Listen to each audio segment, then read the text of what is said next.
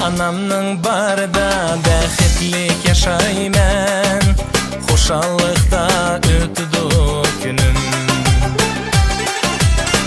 Mehribanım sizge atab naqsha etman, bir siz üçün yangraydı ünüm, bir siz üçün yangraydı ünüm. Anam sizge bäxt dileyman, ana bu naqshamni kuylayman. Canım gözünüzden yaşlar akmasın, yüzlerinizden ketmesin külke tebessüm. Anı canım gözünüzden yaşlar akmasın, yüzlerinizden ketmesin külke tebessüm.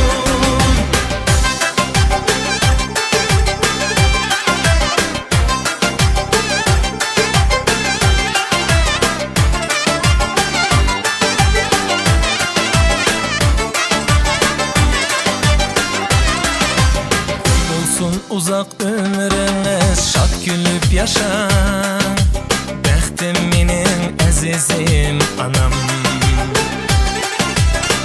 Təşəkkür etmən sizge, bak əcrinizge. Köyüm canım əzizim anam, yeşil birim əzizim anam.